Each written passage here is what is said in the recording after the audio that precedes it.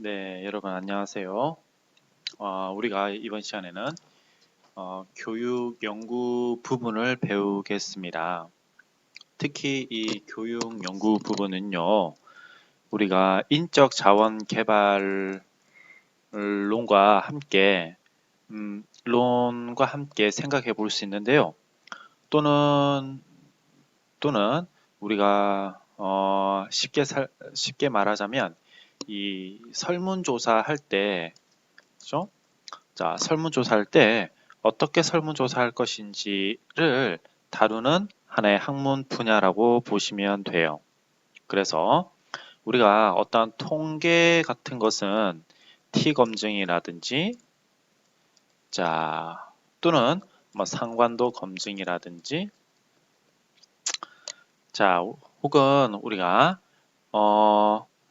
그 회계 분석이라든지 이런 것들에 대해서 어떻게 보면 신뢰도와 오차를 파악하는 것인데 반해서 이 연구 분야는 이러한 통계를 들어가기 전에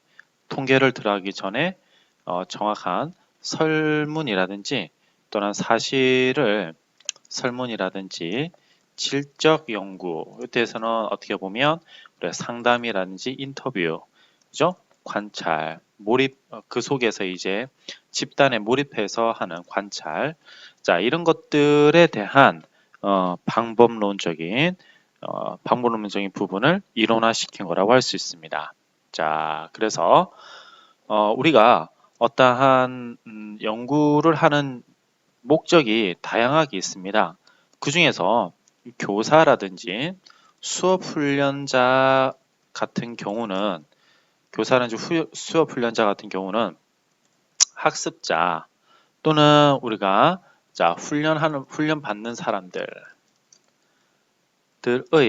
요구를 분석해야 됩니다. 그죠? 자, 그렇다면 이 요구를 어떻게 분석을 해야 할까요? 보통은 설문조사를 하겠죠.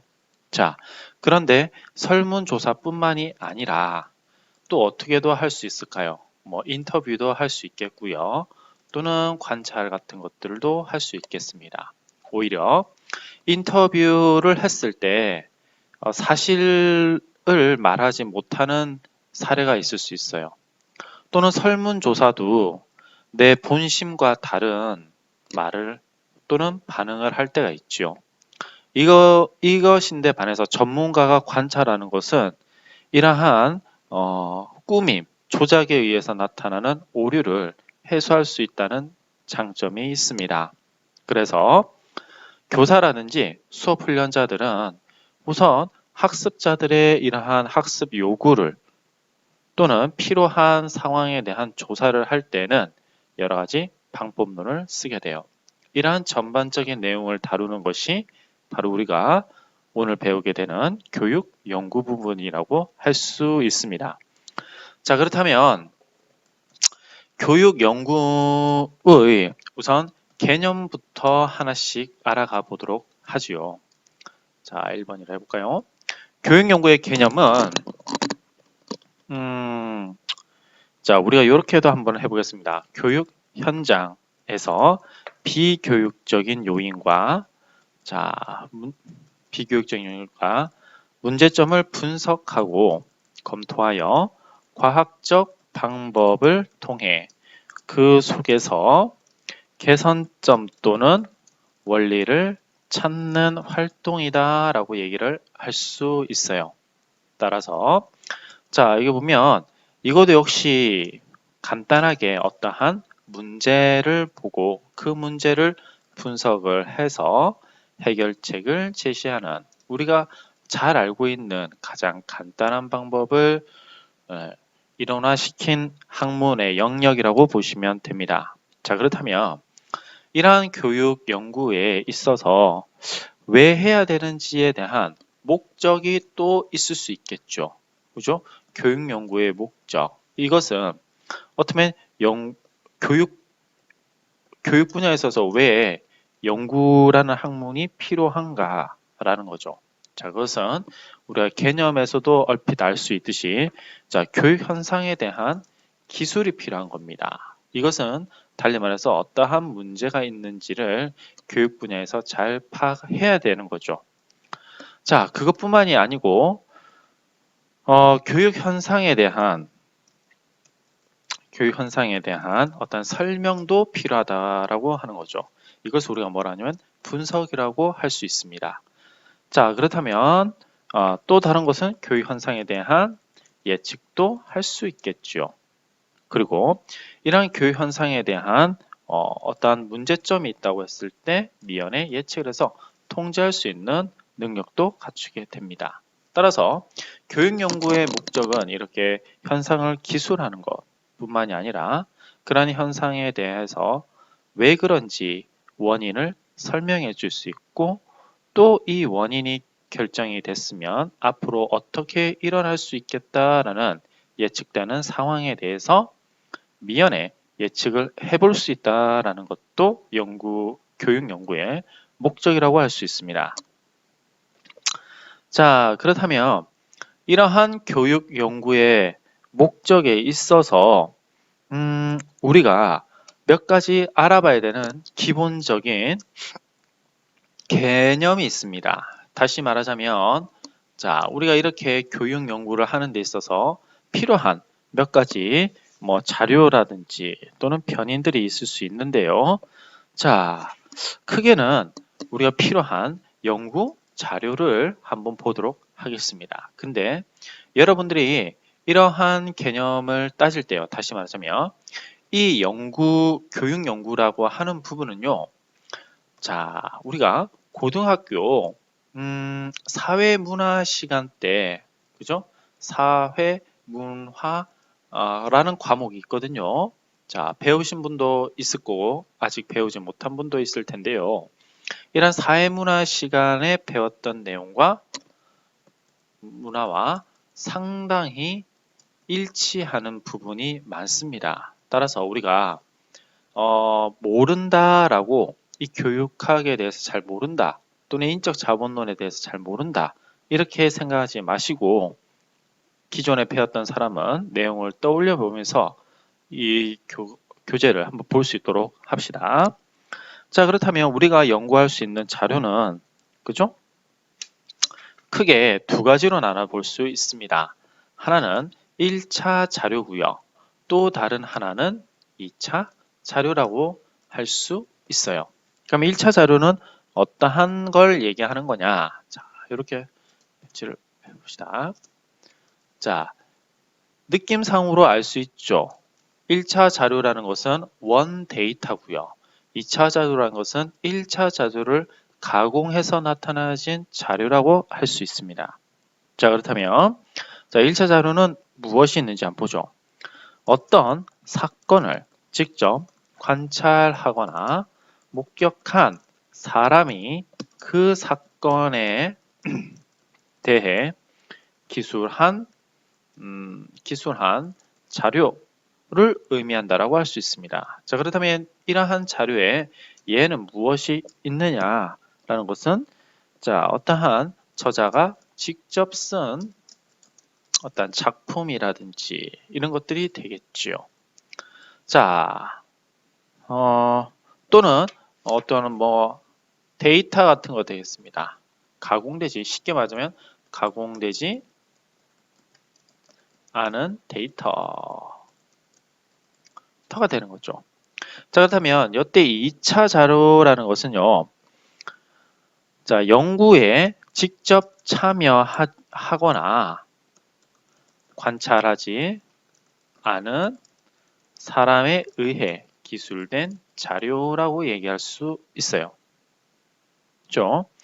자, 그러면 여기서는 다시 말하자면 1차 자료를 활용하여 이때 활용이라는 말을 우리가 이렇게도 표현할 수 있어요. 응용하여 나타난 도출된 자료 이것을 우리가 또 뭐라고 얘기할 수 있냐?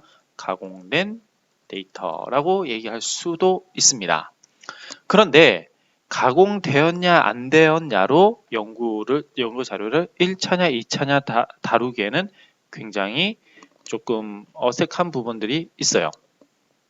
그래서 자, 직접 관찰하거나 목격한 사람이 기술한 거면 1차고 이를 활용했다라고 하면 자, 간접적으로 사람들이 기술했다라고 하면 2차다. 이렇게 알아두시면 편안합니다. 이해가시죠? 자, 그렇다면 또 다른 기본 개념이 무엇이냐면 영구 변인이에요. 이거 같은 경우는 여러분들이 잘 알고 있어야 됩니다. 우리가 말을 할 때 이 변인을 굉장히 많이 말을 합니다. 자, 그렇다면 뒤에다가 별표를 둘까요? 자, 이 영구 변인은 무엇이 있느냐라고 했을 때 우리가 양적 변인대 또 한편으로는 질적 변인을 나타낼 수 있고요. 또 하나는요. 독립 변인과 또는 종속 변인으로 이렇게 나눠볼 수 있습니다. 양적 변인이라는 것은 우리가 이렇게 표현할 수 있겠죠. 자, 양적 변인은 수치화할 수 있는 거예요. 그렇죠? 그래서 이걸 좀 어려운 말로 말하면 비율 변인이다라고 합니다. 비율 변인은 자, 우리가 가감을 할 수 있는 걸 얘기하는 건데요. 반면에 이 질적 변인이라는 것은요. 비율 변인, 잠깐 여기 예를 들어 드릴게요. 우선 자, 비율 변인이자 양적 변인인 것은요. 우리가 뭐 어떤 얘기로 할 수 있냐면 뭐 이런 거죠. 시험 점수 또 한편으로는 지능 지수, 뭐 몸무게 이런 것들을 나타낸다고 할 수 있고요. 질적 변이는 이와는 반대되는 개념이죠. 이와는 다른 척도의 지점에 있는 것으로서 네. 질적 변이는 수치화하기보다는 그죠? 특정 항목의 이게 특정 항목이라고 보시면 돼요. 자, 이런 것들은 뭐가 있냐면 우리가 명명 이름만 그냥 붙이는 변인 또는 자, 서열 변인이라고 있어요. 어렵죠? 자, 예를 들어 보면 좀 쉬울 수 있어요. 우리 인종, 자, 또는 성별. 이 성별이라는 것이 남자, 여자 이렇게 이름을 우리가 붙인 것 뿐이지, 그죠? 자, 남자 한 명과 남자 한 명이 합쳐지면 또 다른 사람이 된다는 거, 이건 생각할 수가 없죠. 그죠? 자, 또는 뭐 결혼의 여부 같은 것들 했냐 안 했냐지. 그죠? 결혼을 2번 하게 되면 뭐 또 다른 개념이 생기는 건 아니지요. 그죠? 자, 이런 것처럼 이름을 붙인 거. 이것이 바로 명명 변인이고 이는 또한 우리가 질적 변인으로 될 수 있습니다. 자, 그러면 독립 변인이라는 것은 우리가 인과관계에 따르는데요. 자, 우리가 그냥 여기 간단하게만 얘기해 보겠습니다. 이게 원인이고요. 종속 변이는 그에 따라서 일어나는 결과라고 생각하시면 됩니다. 그죠? 따라서 우리가 예를 들어 볼게요. 야간, 자, 이렇게 봅시다. 야간 자율 학습에 따라서 뭐가 일어나더라? 이것이 자, 독립 변인이라고 한다면 학업 성적이 어떻게 올라가냐 내려가냐를 말했을 때 이 학업 성적이 종속 변인이 되는 겁니다. 그죠? 자, 여러분들이 여기서 조금 아셔야 될 게 있는데 우리가 이렇게 보셔야 됩니다. 자, 필기를 한번 해드릴게요. 자, 우리가 어떠한 현상을 분석을 할 때 보면 어떤 현상에서요. 이렇게 학업 성적에 영향을 주는 것이 요만큼이다 해봅시다. 뭐 가정 배경 변이도 있을 수 있고요. 또는 지능도 있을 수 있고요. 또는 교우 관계도 있을 수 있고요. 또는 야간 자율학습도 있을 수 있고요. 또는 성격이 있을 수 있고요. 또는 학습량 또는 학원 사교육 받은 양 한 이런 여러 가지들의 원인들이 있을 수 있어요. 이러한 원인들을 바탕으로 해서 뭐가 일어나는 겁니까? 그죠? 바로 결과라고 할 수 있는 학업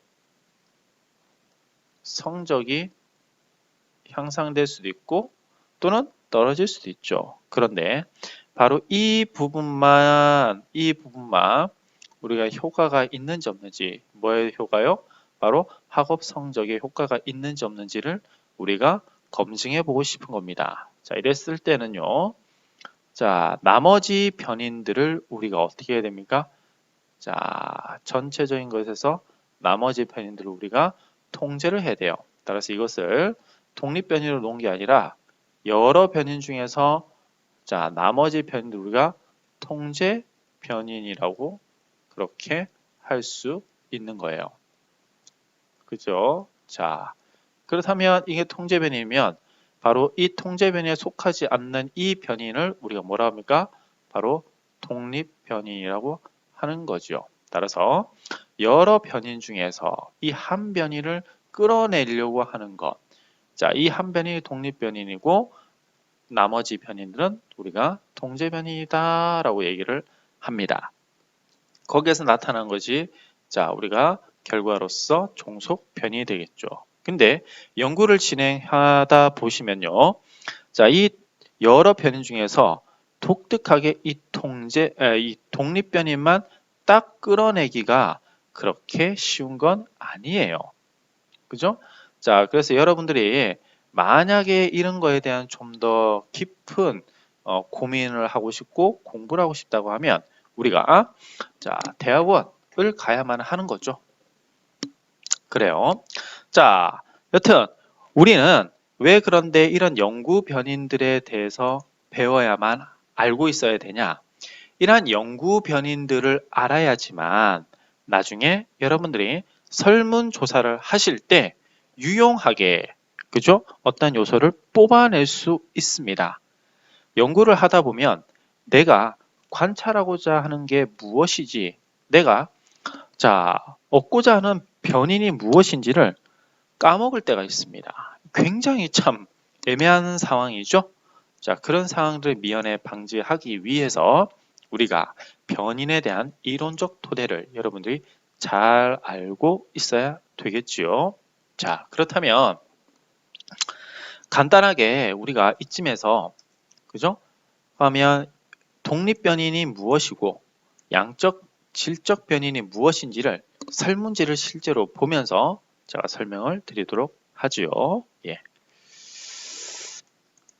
자, 이 자료를 우선 한번 보도록 하겠습니다. 이건 제가 이제 아이칼텔에서 수업 관찰 도구 전문가용이라고 되어 있는데요. 자, 이 부분을 한번 자세히 보도록 하죠. 자, 이 부분에 보시면 그래요. 자, 이 부분에 보시면 우리가 몇 가지 척도를 볼 수 있습니다. 지역은 대전, 충남, 충북 이렇게 나오죠. 자, 이거 같은 경우는 0이 곧 대전을 뭡니까? 의미하는 건 아니에요.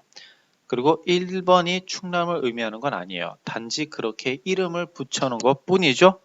자, 다시 봐요. 0이 초등학교예요. 전 세계에서 0이 초등학교라고 얘기하지는 않습니다. 그죠? 전 세계에서 1이 중학교라고 그렇게 공통된 의견을 가지고 있는 건 아니에요. 단지 이 연구 내에서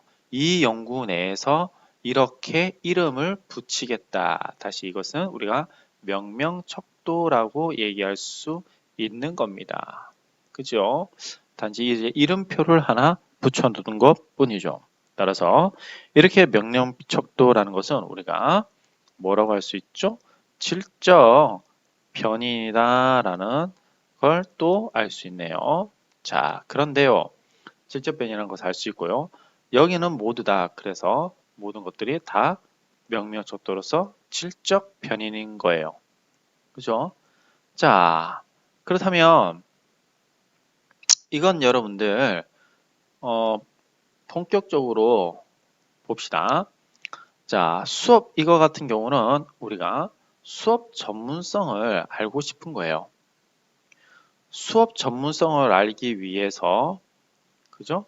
자, 수업 전문성을 알기 위해서 우리가 관찰자들이 보면서 이 문제에다가 이렇게 체크를 해 나가는 겁니다. 물론 이것은요, 리커드 척도라고 얘기를 하는 거예요. 그죠? 다시 여기 있는 이 문항들 있죠? 이 문항들이 바로 뭐가 됩니까? 독립변인이 되는 거예요. 그죠? 이러한 독립변인들이 이렇게 수업 전문성이라는 종속변인들을 얼마만큼 설명해 주는가를 다루고자 하는 것이 이 설문지의 뭡니까? 성격이라고 보시면 됩니다. 이해가십니까? 자, 그러면 알 수 있네요. 뭘 알 수 있냐면 알 수 있네요. 이거 같은 경우는 뭐더라? 그죠? 바로 수업 전문성을 나타내는 설문지더라 라는 거고, 자, 여기 있는 것은 우리가 그 설문지에 그 설문지를 응답하는 응답자에 대한 배경 지식을 알고자 하는 거구나. 그런데 배경 지식은 대부분이 뭘로 구성되어 있더라? 명령 척도로 구성되어 있더라. 명령 변인으로 되어 있더라 라는 겁니다. 자, 여러분들이 이런 설문지를 만들 수 있어야 됩니다. 그죠? 간단하게라도 만들 수 있어야 돼요. 저랑 같이 해보실 텐데요. 자, 그러면 계속 가보겠습니다. 이러한 연구의 과정은 그러면 어떻게 되느냐가 또 중요한 거죠. 그죠? 자, 그러면 보겠습니다. 몇 번이죠?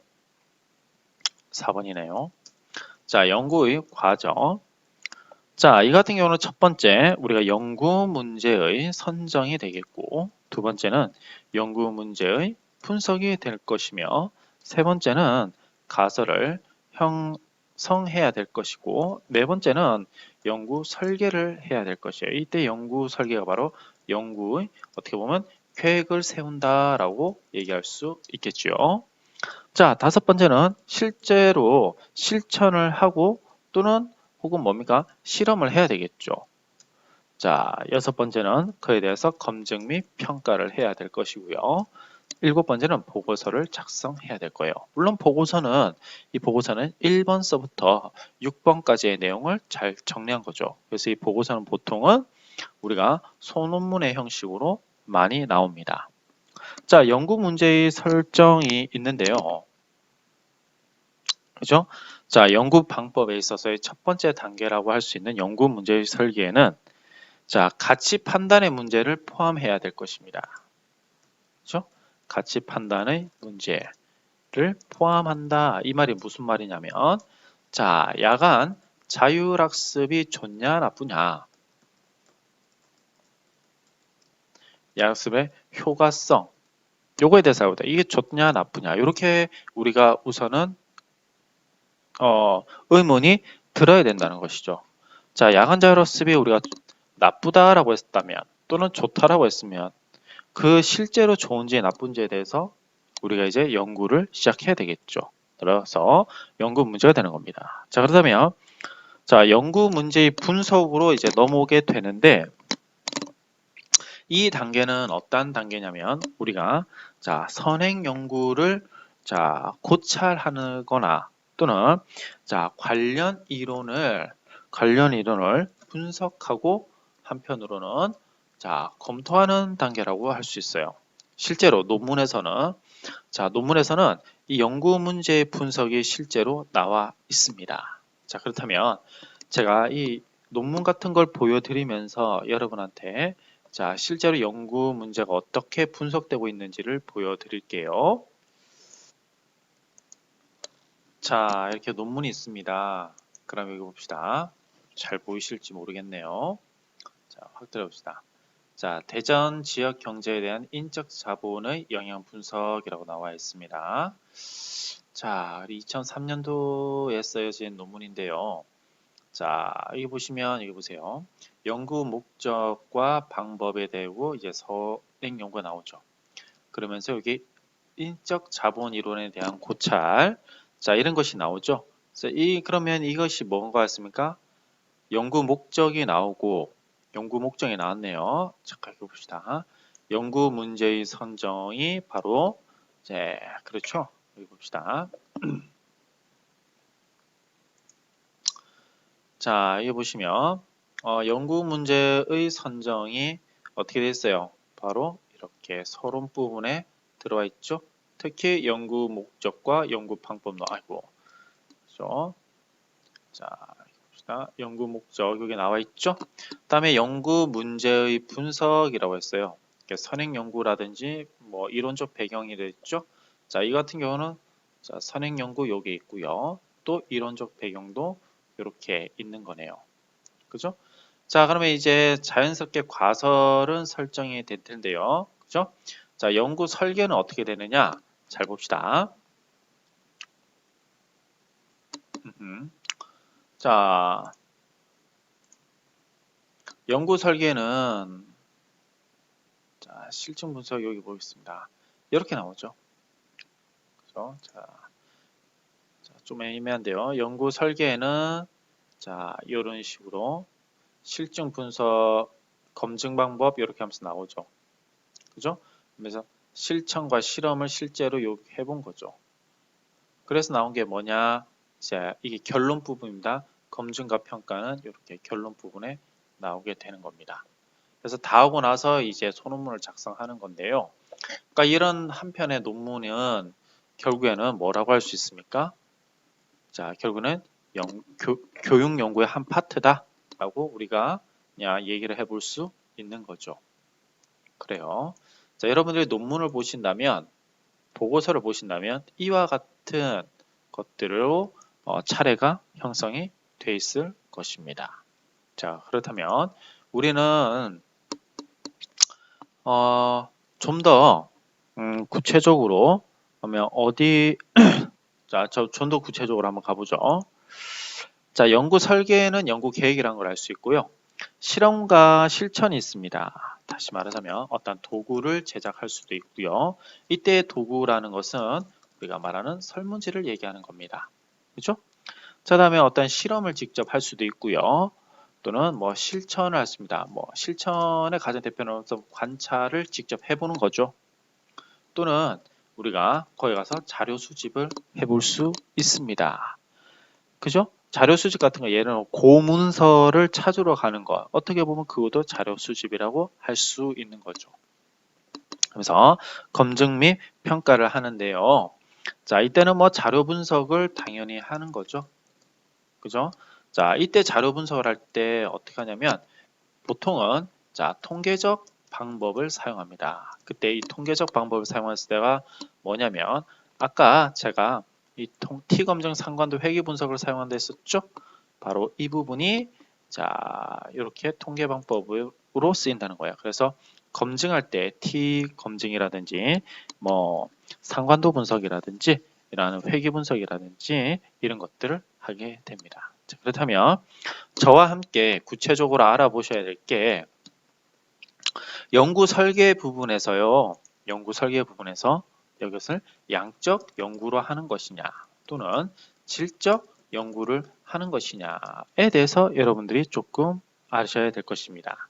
또는 이것을 실험으로 실험 연구를 할 것이냐 아니면 비실험 연구로 할 것이냐 뭐 이런 것들도 좀 알으셔야 될 거예요. 자, 그래서 다섯 번째로 저와 함께 우리가 알아볼 게 양적 연구와 또는 질적 연구의 차이점과 특징들을 한번 알아보도록 하죠. 이 같은 경우는 제가 표로 이렇게 그리도록 그렇게 하겠습니다. 그래요. 자, 한 요 정도만 해볼까요? 자, 우선은 우리가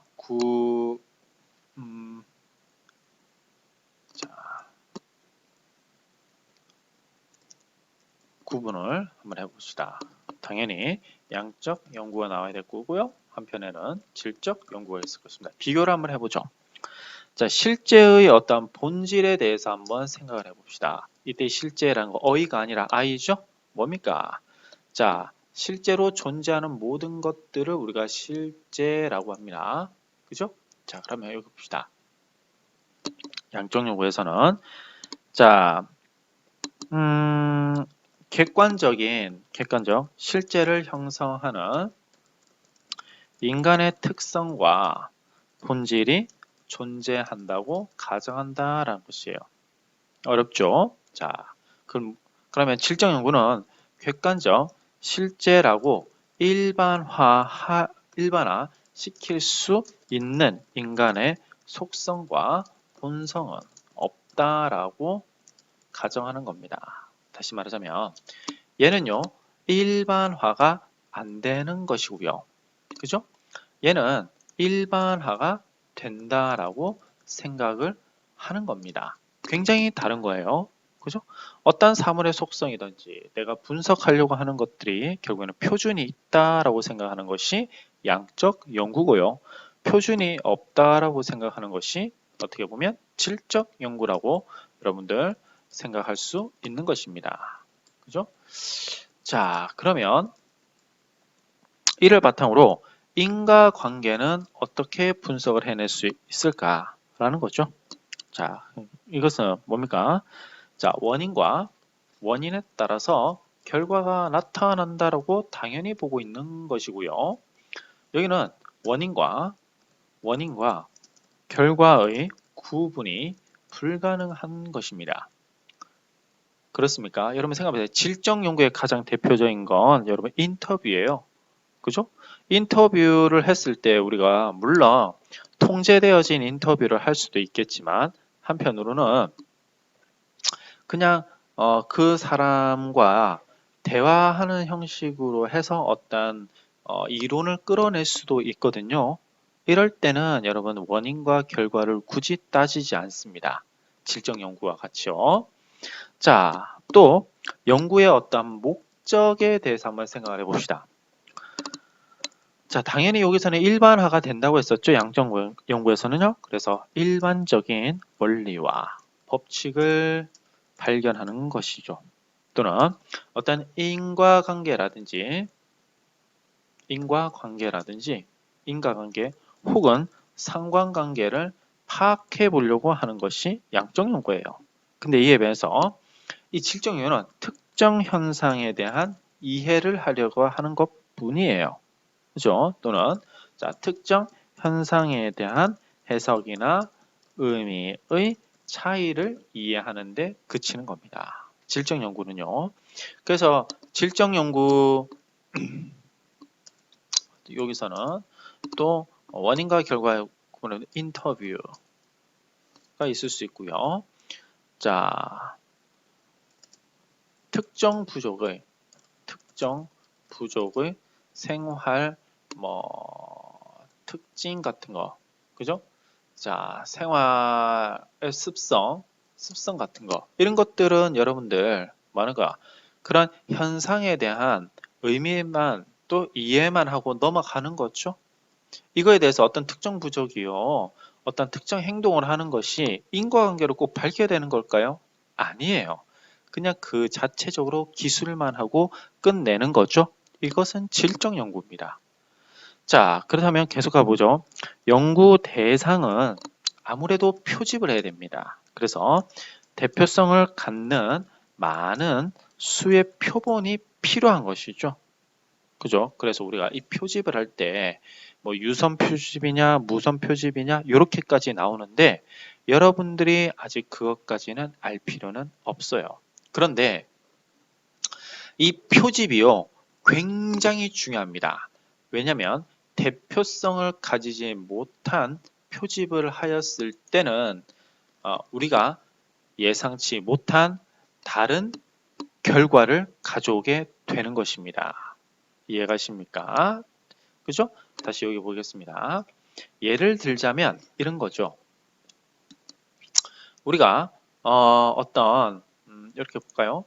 자, 어떠한 현상이 이렇게 있다고 합시다. 근데 이 현상에는 1번도 있고, 그죠? 1번도 있고요. 1번이 이렇게 있습니다. 1번 특징을 가지고 있는, 그죠?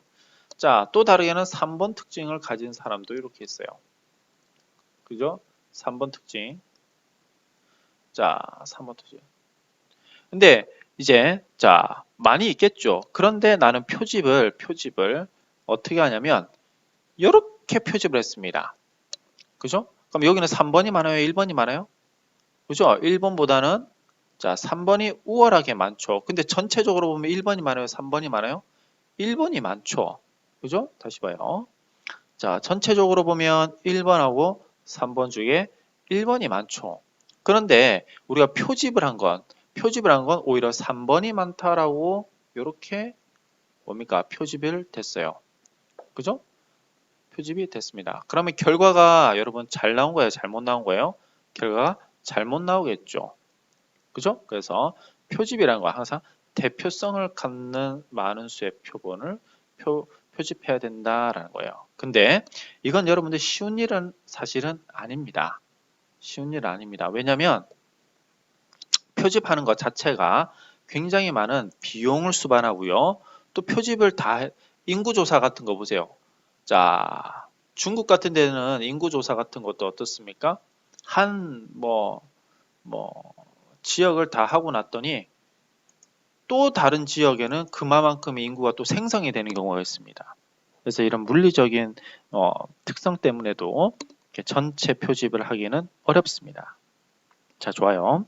자, 그러면 연구 대상의 질적 연구라는 아무래도 적은 수의 표본을 보겠죠. 그죠? 예를 들자면 특정 부족에 대해서만 알고 싶은 거예요. 또는 특정 학생에 대해서만 알고 싶은 겁니다. 그러니까 적은 수의 표본을 할 수밖에 없죠. 여기서는 여러분들 자, 확률적인 표집 방법을 쓰는 게 아니라 그죠? 비확률적 표집 방법을 사용합니다. 좋아요. 자, 그러면 자료 수집은 어떻게 하냐? 그죠? 자, 구조화된 양적 자료를 수집하는 데 반해서 그러니까 다양한 측정 도구도 사용을 하겠지요. 반면에 이 질적 연구에서는요. 자, 연구자가 중요하다고 여기는 연구 도구를 사용합니다. 그죠? 그것이 나는 관찰이다. 또는 인터뷰다. 그죠? 이런 식으로 연구자가 뭡니까? 선택해서 사용하는 겁니다. 그죠? 자, 그러다 보니까 당연히 여기는 일반화할 수 있고 여기는 일반화할 수 없는 특징들을 가지고 있지요. 자, 그래요. 이거 같은 경우는 여러분들이 이 특징을 아는 것이 중요한 것이 아니라요. 이 특징을 바탕으로 여러분들이 알고자 하는 연구의 뭡니까? 방법론을 이렇게 쓰셔야 된다는 것입니다. 그죠? 자, 그렇다면 우리가 양적 연구는 방금 얘기 드렸듯이 이제 설문지를 통해서 우리가 예를 들어 볼 수 있고요. 여기 보세요. 이러한 것도 다 설문지죠. 그죠? 자, 이러한 설문지를 통해서 양적 연구를 하는데 이런 설문지를 특정 사람들에게만 배포하면 될까요? 안 될까요? 안 되는 거예요. 그죠? 표집이 잘못된 거죠. 자, 그래요. 그래서 저랑 같이 한번 구체적으로 더 봐야 되는 건 양적 연구이기보다는 우리가 질적 연구를 한번 보도록 하겠습니다. 그죠? 자, 그래요.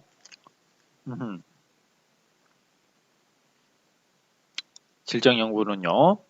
자, 여러 가지가 있을 수 있는데요. 그 중에 저랑 같이 보아야 되는 것이 문화기술연구법. 자, 6번이네요. 자, 질적 연구 방법 중에서 저랑 같이 보고자 하는 것이요. 문화기술적 연구법이고요. 뭐 두 번째로 많이 언급되는 게 무엇이냐면 그래요. 현장 연구법이에요. 그죠? 현장 연구법. 자, 그런 것들이 우선은 있습니다. 그죠? 그렇다면 문화기술적인 연구 방법은 뭐가 될까요? 그죠? 자, 문화기술적인 연구 방법은요. 우리가 어떻게 보면 구성주의 또는 해석주의라고 불리는 인식론의 바탕을 두고 있는데요. 그렇습니다. 한 문화를 이해하는 과정을 전체 다 기록하는 거라고 보시면 돼요. 따라서 이 같은 경우는 자, 연구 집단, 연구 대상의 집단의 생활 세계 속에 참여 관찰을 하는 거라고 보시면 돼요. 그죠? 그러니까 내가 어떤 부족의 특성을 알고자 한다라고 하면 거기에 폭 들어가 보는 거죠. 이해가십니까? 자, 이럴 때는 뭐 우리가 참여 관찰도 할 수 있고요. 그러면서 또 심층 면담도 인터뷰도 해볼 수 있는 것입니다. 그래서 이거 같은 경우는 양적으로 우리가 설문조사를 했는데 실제로 미묘하게 설문조사를 나타나지 않는 사례들이 있습니다. 이러한 사례들을 우리가 직접적으로 들어보는 거죠. 반면에 현장 연구법이라는 것들이 있습니다. 현장 연구 방법은요. 우리가 세 가지로 나눠 볼 수 있는데요. 그죠? 자, 우리가 진단형 또는 뭐 경험형 또는 실험형 뭐 이렇게 나눠 볼 수 있습니다. 자, 현장 연구법은 물론 여기서 질적 연구 방법으로서의 현장 연구입니다. 연구 대상 제가 여기서 그래요. 자, 연구 대상 집단이죠. 자, 여기서 현장 연구 방법은요. 우리가 질적인 현장 연구 방법 이렇게 한번 해보겠습니다. 그러니까 학교라는 현장에 직접적으로 들어가서 실험을 한다든지 그런 것들을 하는 것을 우리가 현장 연구라고 할 수 있어요. 자, 그렇다면 우리가 이 양적 연구는 질문지법이 많은데 이렇게도 하나만 다 봅시다. 우리가 이 양적 연구 방법에는 질적인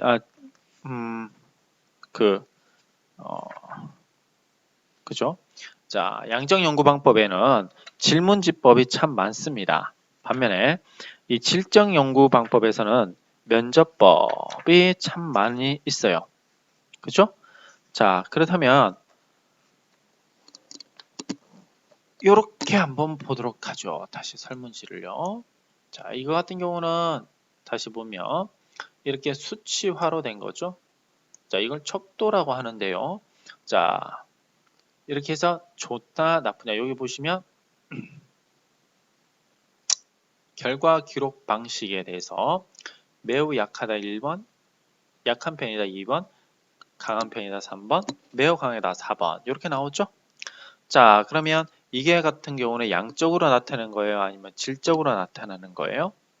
그렇죠. 양적으로 나타난다라고 할 수 있죠. 이 같은 경우는 그래서 우리가 양적 연구 방법론이다 라고 얘기를 할 수 있는 겁니다. 그렇습니까? 자, 그래요. 이런 질문지법에 있어서 설문지를 만드는 데 있어서 여러분들이 꼭 알고 있어야 되는 것이 있습니다. 그걸 7번 자, 질문지 작성법이라고 제가 얘기를 한번 해볼게요. 그죠? 자, 물론 이 질문지 작성법에는요 여러 가지 종류들이 있습니다. 그죠? 자, 어떤 종류들이 있을까요? 처음에는 자유 반응형이 있을 수 있어요. 그러니까 여러분들이 가장 좋아하는 동물은 무엇입니까? 마음껏 써보세요 라고 하는 형식이 있을 수 있고요. 또 하나는 선택형이에요. 그죠? 자, 질문자가 어떤 옵션 선택지를 주고 한번 골라보세요. 다시 당신의 취미가 무엇입니까? 1번 커피 만드는 거, 2번 독서하는 거, 3번 축구 이런 식으로 되어 있습니다. 선택만 하면 됩니다. 그죠? 자, 이런 것들 뿐만 아니라 우리가 평정 척도법이라고 있어요. 자, 이게 뭐냐면 리커드 척도법인데요. 바로 아까 보여드렸던 이런 것들 이렇게 1번서부터 4번까지 해서 이 강약을 나타내는 것이 평정 척도법입니다. 그죠? 그래요. 이 체크리스트법에서는 다시 여기 봅시다. 조금 차이가 있습니다. 이것은 있냐 없냐로만 나타내요. 그죠? 이거는 있냐 없냐. 다시 선택형은요. 그죠? 있냐 없냐로만 나타내는데 반해서 평정척도법은 있으면 어느 정도냐라고 하는 정도와 수준을 정도와 수준을 포함한다라고 보시면 돼요. 약간 다르죠. 자, 다음에 순위형이 있죠. 다시. 자, 다음 사항에 대해서 좋아하는 것들을 순서대로 쓰시오라고 이렇게 할 수 있어요. 이런 것들이 자, 우리가 알고 있는 질문지법인데요. 그렇다면 이런 질문지법에 있어서 장점은 무엇일까요? 아무래도 비용이 적게 들고 한편으로 제작이 간단합니다. 왜 그러겠습니까? 인터뷰를 하러 돌아다닌다고 한번 해보세요. 10명을 인터뷰한다고 해보세요. 10명을 인터뷰하는 거랑 10명을 간단하게 설문지를 받는 거랑 어느 게 더 비용이 적게 들겠습니까? 설문지가 더 적게 되겠죠? 그죠? 자, 응답자에 대한 연구자의 영향력을 최소로 할 수 있습니다. 이 연구자, 인터뷰할 때는요, 이 응답자가 원하는 대로 표정이 나올 수도 있습니다. 그러면 반응자가 그에 맞출 수도 있겠죠. 그죠? 자, 그러면서 표준화된 어떤 질문지를 제시함으로써 객관적인 통계 처리가 객관화된 문항을 사용하면서 사용으로 통계 처리가 용이할 수도 있다라는 장점도 있습니다. 반면에 이러한 것들에 가지고 있는 단점이 있어요. 질문지법이 가지고 있는 단점은 자, 회답률이 낮을 가능성이 있죠. 우리가 예를 들자면 인터넷으로 설문지를 돌렸습니다. 그러면 이메일로 받아야 하는데 이런 이메일로 잘 받지 못하는 사례가 참 많습니다. 그죠? 자, 그리고 질문에 대한 응답이 거짓인지 착오인지 자, 확인이 어렵다라고 할 수 있죠. 그죠? 자, 이게 반응을 이렇게 했습니다. 근데 이게 진짜 그런 건지 아닌지에 대한 자, 우리가 어떤 정확하게 찾아내는 어려움이 있다는 것이지요. 그래요. 자, 그렇습니다. 자, 그러면 이제 우리가 또 이렇게도 한번 다른 것들을 봅시다. 자, 그래서 질문지는 조사자가 조사 문제에 대해 해답을 구할 수 있도록 하는 하나의 뭐 조사 도구다. 뭐 이런 것들은 아까 배웠죠? 이렇게 한번 정리를 해보고요. 그래요. 질문지 작성의 일반적인 절차는 뭐 이렇게 한번 보시면 될 것 같습니다. 여러분들이 뭐 필요한 정보를 결정하고 자료 수집 방법을 결정한 다음에 자, 질문 형태를 결정하고 질문 순서를 결정하고 질문지에 초안 작성하면서 질문지에 사전 조사하고 질문지를 완성하는 거. 이때 여러분들이 검토해야 될 사항들은 이런 것들이 있네요.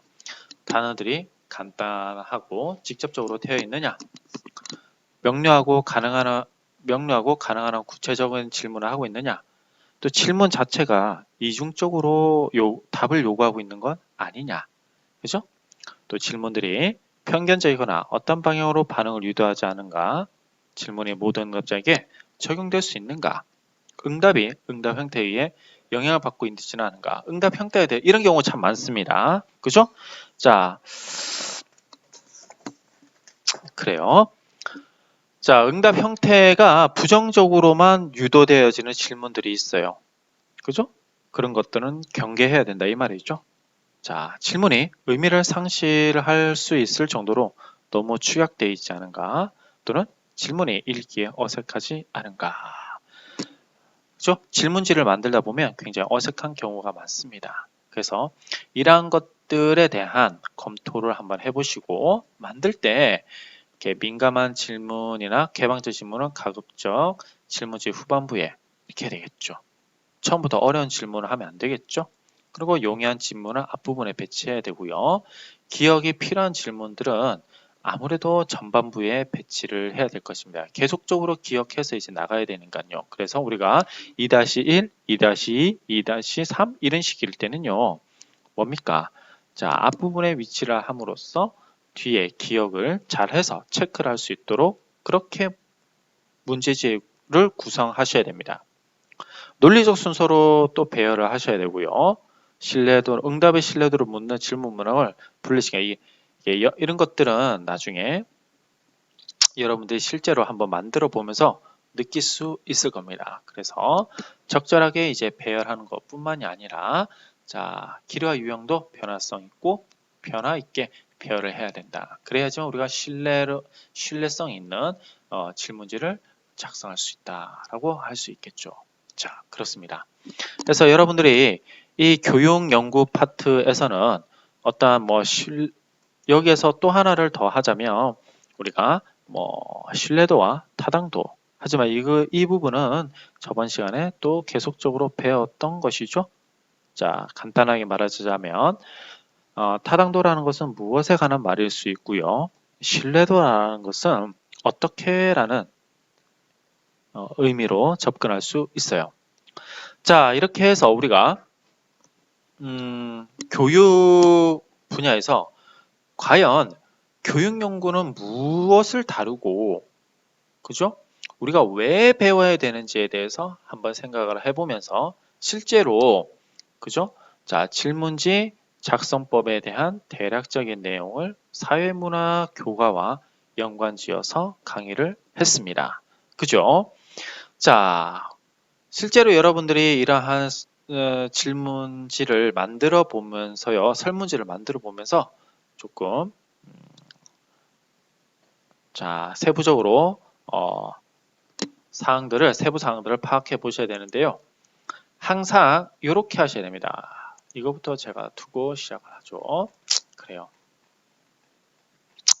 여기 보시면 문항들이 이렇게 나오죠, 여러분들. 그죠?